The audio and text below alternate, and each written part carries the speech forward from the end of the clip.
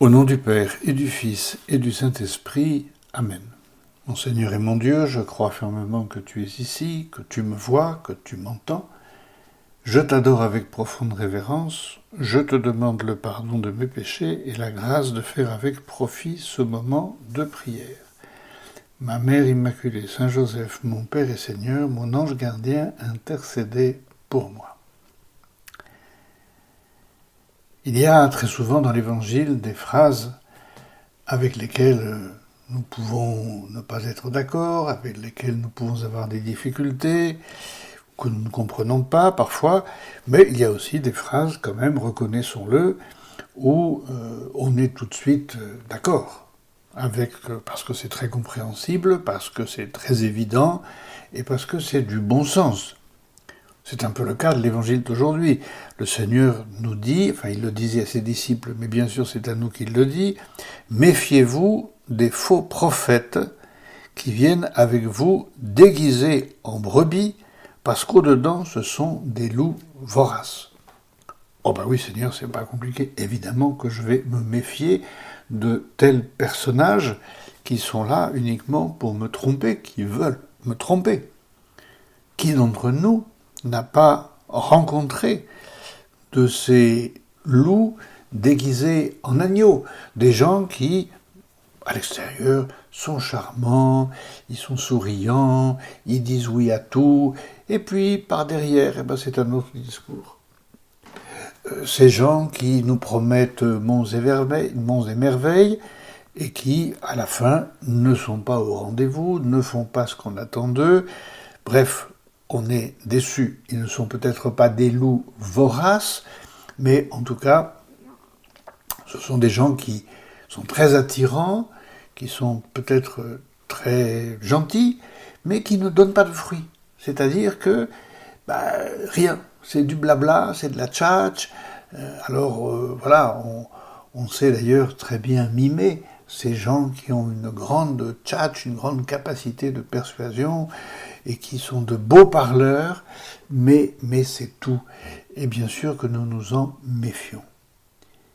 Il y a probablement, chacun d'entre nous, nous avons une expérience, ou plusieurs peut-être, de gens qui nous ont, comme on dit, roulé dans la farine.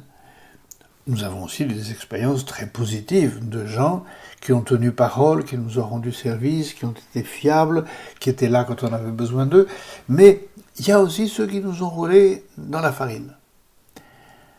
Alors, cette expérience que nous avons tous faite, évidemment, nous la faisons, j'allais dire, à notre corps défendant, c'est-à-dire, nous remarquons cela dans la mesure où nous sommes, entre guillemets, un petit peu victimes de ce genre de personnage. Oui, sauf que l'Évangile n'est pas là pour nous décrire tous les maux de la société. L'Évangile est là pour nous dire à chacun d'entre nous, voilà le chemin du ciel pour toi. Voilà ce que le Seigneur attend de toi. D'accord, il l'attend aussi des autres. Mais commençons par penser à nous-mêmes. Le Seigneur, dans cet évangile, parle aussi de fruits.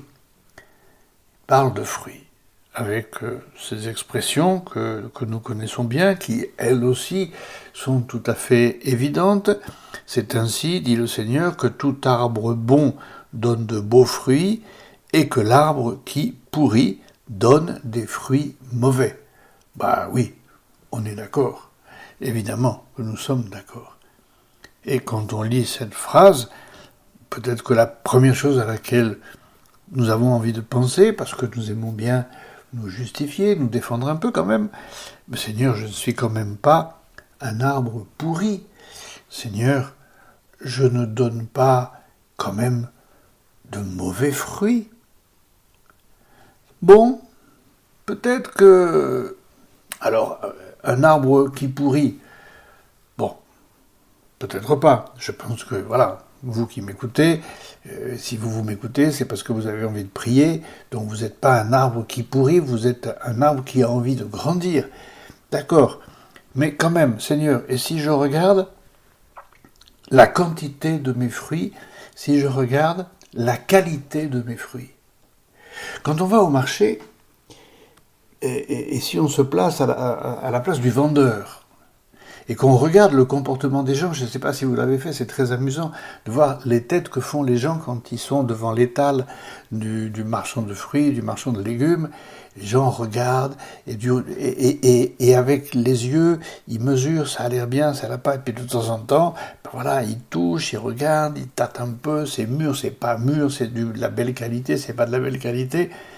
Ben, c'est bien aussi que nous fassions la même chose pour nous-mêmes.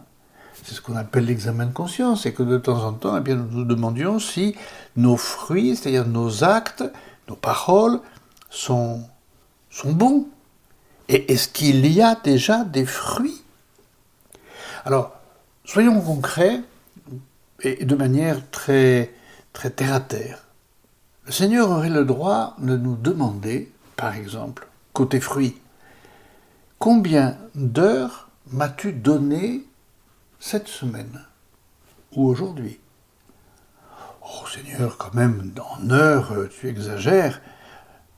Bon, le Seigneur pourrait lui dire, bon d'accord, en minutes, combien de minutes m'as-tu donné aujourd'hui? Oui, bon, c'est-à-dire que j'ai pas beaucoup eu le temps parce que tu vois, tu as vu mon emploi du temps, il était très serré aujourd'hui. Moi non, franchement, j'ai pas pu. Je ne sais pas si vous avez vu ce chiffre absolument faramineux et inquiétant qui dit que la moyenne nationale d'utilisation par personne du téléphone portable est à, tenez-vous bien, 4h48. C'est-à-dire que la moyenne des gens, pas tous évidemment, vous allez dire, non, moi quand même je ne suis pas à 4h48 par jour. Mais la moyenne nationale, c'est 4h48 de téléphone portable par jour. Alors le Seigneur a droit de nous demander quand même, bon, et moi, tu me donnes combien de minutes? Et moi, tu me donnes combien d'heures? Nous pourrions nous poser aussi, dans un petit examen de conscience, côté fruits, de se demander à combien de personnes ai-je rendu service aujourd'hui, cette semaine. Alors, vous allez me dire, peut-être, mais monsieur l'abbé, moi je travaille, vous avez regardé mon emploi du temps, vous voyez, je me lève le matin, je pars, je rentre, etc. Des personnes à qui j'ai pas tellement le temps de rendre service à droite, à gauche. Bon, il y a le service de la prière qui prend pas de temps. Et le Seigneur pourrait nous dire à combien de personnes as-tu rendu service par la prière cette semaine?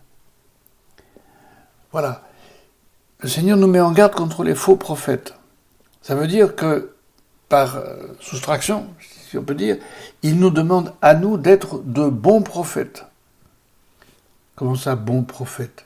Moi, prophète? Non, mais moi je suis un chrétien lambda. Le prophète, dans la Bible, c'est pas celui qui annonce l'avenir.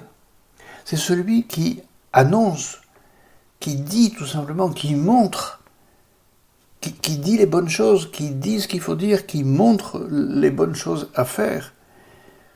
On se souvient tous de cette phrase du Seigneur qui s'adresse aux disciples, mais à nous aussi. Vous êtes le sel de la terre et la lumière du monde, et on n'allume pas une lampe pour la mettre sous le boisseau. Le Seigneur nous demande d'éclairer autour de nous. C'est ça, donner des fruits. Le Seigneur nous demande de donner de la saveur à ce que nous disons, à ce que nous faisons. C'est ça, être le sel. Alors, prophète, moi, oui, parce que je me dois de donner l'exemple. Prophète, moi, oui, parce que je me dois de faire du bien. Prophète, moi, oui, parce que je me dois d'être positif. Prophète, moi, oui, parce que je me dois de construire avec mes petits bras, mais de construire avec mes petits moyens, mais de construire une vie cohérente, conforme à l'Évangile. C'est ça que le Seigneur attend de nous.